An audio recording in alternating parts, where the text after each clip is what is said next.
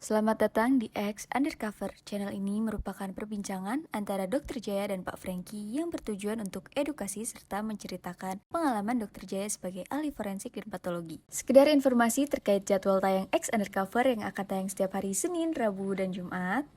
Maka dari itu, untuk mendukung channel ini agar selalu memberikan tayangan yang informatif dan edukatif, kalian bisa dukung kami dengan cara like, comment, subscribe, dan share. Dan selamat menonton! Nah, kenapa? Hukum Islam itu beda, agama Islam itu beda dengan agama lain, Franky. Ada beberapa aspek kehidupan yang diatur secara ketat di Al-Quran. Nah, kalau diatur di dalam Al-Quran, cirinya adalah bahwa dia tidak boleh disimpangi. Harus diikuti 100%. Makanya untuk orang muslim dia harus ikuti itu. Iya. Kalau di dalam Al-Quran nggak ada, harus diikuti hadis. Hadis itu adalah perilaku atau perkataan-perkataan Nabi yang dianggap sebagai hukum. Nah, kalau nggak diatur sama itu, yang ketiga tuh pakai fatwa, Franky.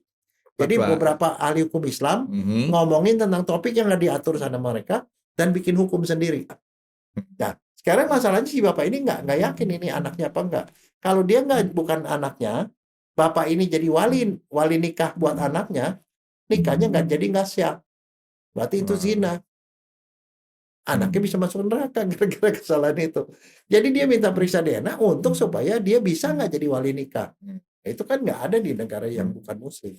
Selamat siang nih dok. Ya, Nggak ngerasa dok, tahu-tahu udah bulan-bulan masuk ke musim hujan lagi. Iya. Tapi cuaca di Google saya liatin Jakarta masih tetap tidak sehat ya dok ya. Waduh, Kadang. bukan nggak sehat lagi, sangat tidak sehat. Nah, apalagi dokter, saya dengar kabar kemarin barusan pulang dari Australia. Ya. Dibandingin di sana yang udaranya sangat segar, ke sini bandingannya cukup jauh dok ya. Jauh. Dokter bawa kantong plastik nggak dok? Ini buat apa? Nah, dokter tahu nggak? Di Australia kan udaranya sehat. Dokter kantong plastik itu udara sehat dok, bawa ke sini dok. Itu bisa laku dijual dok. Gimana kemarin ke Australia ngapain dok? Nggak gini, kan kita tuh setiap 3 tahun sekali itu yang jadi ada perhimpunan dokter forensik science, ilmu forensik itu di seluruh dunia ngumpul di Sydney itu 3 tahun sekali. Seluruh dunia nih dok ya? Ya. Jadi seluruh ahli forensik macam-macam. Ada dokter, ada insinyur, ada psikolog, psikiater, ahli hukum, semua ngumpul di sana seluruh dunia. Ahli forensik judulnya ya. Nah, kalau kita nih kalau mau kedengaran suaranya di internasional ya harus ikut. Karena kenapa? Karena kalau kita nggak pernah keluar negeri, nggak pernah ikut seminar gitu, kita rasanya paling pintar, Franky. Paling pintar. Nah, kalau di sana kita jadi orang yang paling bodoh. Kita Jadi dengerin, kok udah sampai situ kita belum gitu. Istilahnya kalau zaman dulu katak dalam tempurung gitu ya. Nah, jadi kalau kita masuk ke luar negeri, kita punya daerah mainnya udah beda nih dok ya. Ya, sama aja kayak soal baca, Franky. Katanya kalau orang nggak pernah baca itu paling pintar. Bacanya sedikit, pintarnya. Betul. Tapi kalau bacanya banyak jadi orang paling bodoh, Franky. Nggak ngerti apa-apa, lo kenapa gua Oke, banyak yang nggak tahu. Jadi Iya. kalau supaya pinter gampang, nggak usah baca, Franky. Betul.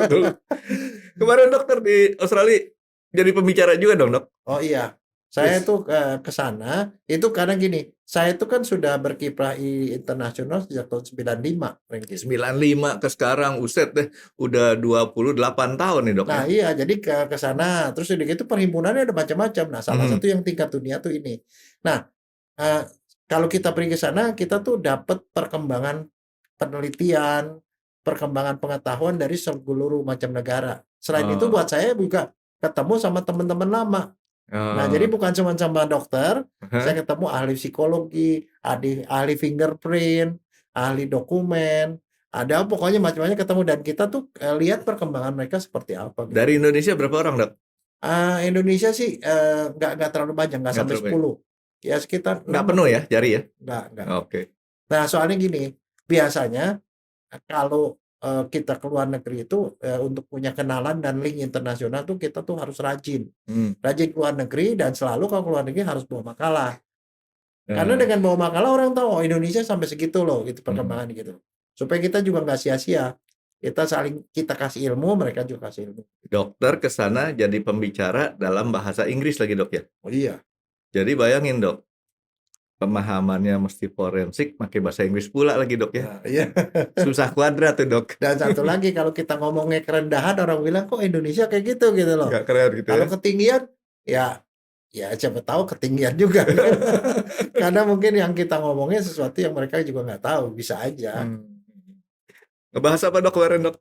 Saya kemarin kebetulan saya presentasi di tentang pengaruh itu pengaruh hukum Islam itu dalam pemeriksaan DNA. Karena negara kita mayoritasnya Muslim ya dok ya. Negara kita mayoritas Muslim. Di negara Muslim pemeriksaan DNA tuh nggak begitu umum. Sehingga mereka nggak pakai pembuktian DNA. Sedangkan di negara Barat pakai DNA tapi nggak ada hukum Islam. Dokter sudah belajar mengenai hukum Islam waktu kemarin kuliah di Fakultas Hukum. Fakultas Hukum dok ya. Iya, itu mata kuliah wajib itu hukum Islam. Karena kalau sekolah hukum di Indonesia, ya khususnya di Fakultas Hukum UI ya, tempat saya belajar, itu harus kuasai 3 hukum. Sebenarnya yang keempat nggak diajarin Frankie. Satu hukum Barat, hukum Barat yang kita kenal sebagai KUHP dan lain-lain. Ya. Yang kedua hukum adat. Hukum adat tuh masih tetap berlaku loh. Ya misalnya yang dipelajari itu 3 adat. Adat Jawa, Minang sama Batak. Dan satu lagi hukum Islam. Karena kenapa? Hukum Islam itu beda, agama Islam itu beda dengan agama lain, Frankie. Ada beberapa aspek kehidupan yang diatur secara ketat di Al-Quran. Nah, kalau diatur di dalam Al-Quran, cirinya adalah bahwa dia tidak boleh disimpangi. Harus diikuti 100%. Makanya untuk orang Muslim dia harus ikuti itu.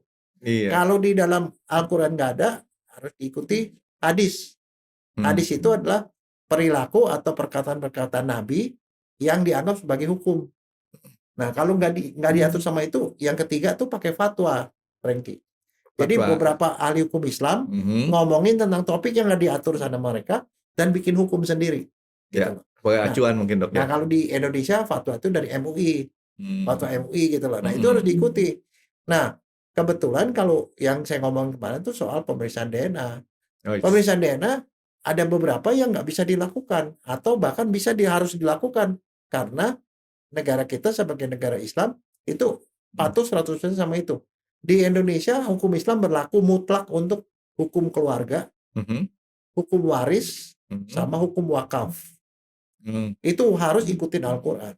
Nah makanya sudah ada petunjuknya di Al-Quran ya.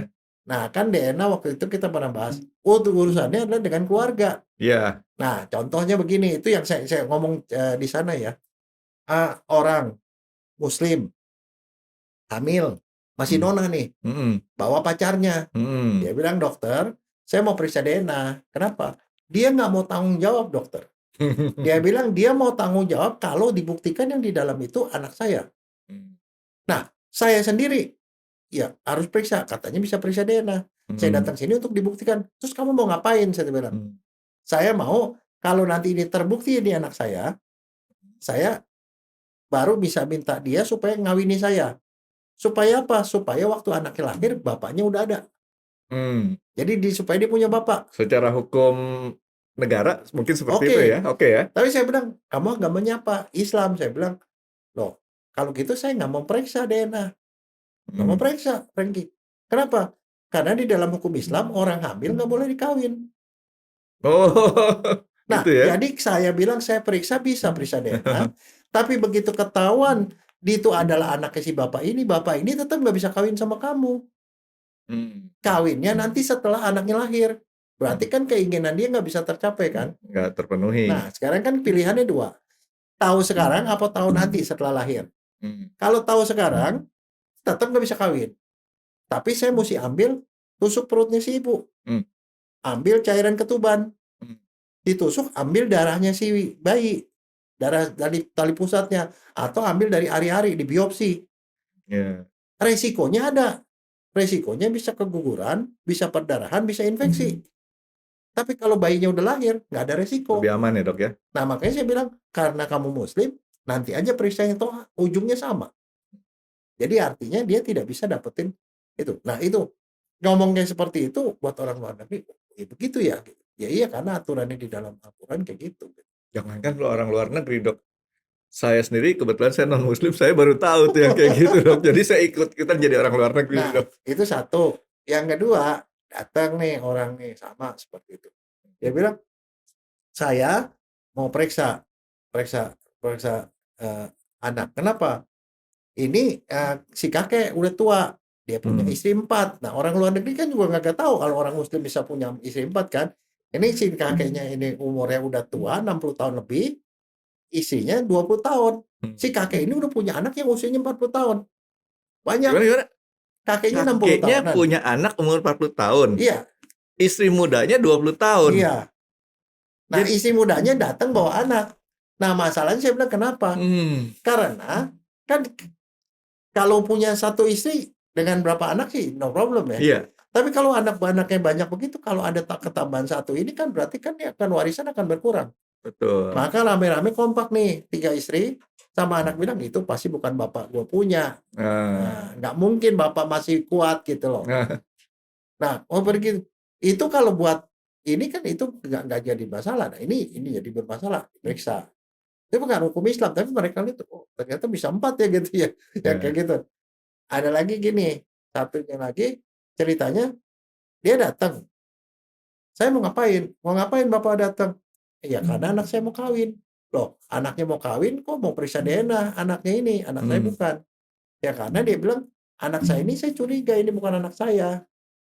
Karena waktu anaknya masih di dalam kandungan, saya dengar selentingan istri saya tuh sering banyak ada tamunya yang suka mengunjungi. Oh. Nah, tapi dia nggak berani ngomong terus terang sama istrinya. Karena dia sayang sama istrinya. Jadi dia diam dan dia pelihara anak itu sampai gede. Nah, sekarang anaknya mau kawin. Nah, masalahnya hukum keluarga Islam mengatakan kalau laki perempuan mau kawin, kan yang berlakukan perjanjian tuh pihak bapaknya si perempuan berjanji sama si laki-laki nih, mempelai laki-laki. Tapi si bapak ini harus bapak kandung. Harus bapak kandung. Kalau masih ada bapaknya ya. Iya. Nah, sekarang masalahnya si bapak ini nggak yakin ini anaknya apa enggak. Kalau dia bukan anaknya, bapak ini jadi wali nikah buat anaknya, nikahnya nggak siap. Berarti itu zina. Anaknya bisa masuk neraka gara-gara kesalahan itu. Jadi dia minta periksa DNA untuk supaya dia bisa nggak jadi wali nikah. Itu kan nggak ada di negara yang bukan Muslim. Ya, kalau soal istri 4 di dalam ada aliran Mormon ya dok ya. Yang punya istri boleh banyak juga tuh dok ya. Tahu dokter? Iya. Mormon. Iya pernah dengar sih. Tapi tadi dokter bilang ada 4 hukum sebenarnya dok. Yang keempat tuh hukum apa dok? Hukum. Saya udah nebak sih dok. Tapi tebakan saya belum tentu benar dok. Hukum apa? Hukum rimba dok. Nah ya itu dia. Yang nggak eksis tapi ada gitu. Hukum rimba. Itu persis kayak kentut. Keberadaannya ada tapi nggak bisa dideteksi. Kira-kira apa ya penjelasan dan topik yang akan dibahas oleh Dr. Jaya di video selanjutnya? Stay tune di RX Undercover karena akan ada video baru setiap hari Senin, Rabu, dan Jumat. Terima kasih sudah menonton.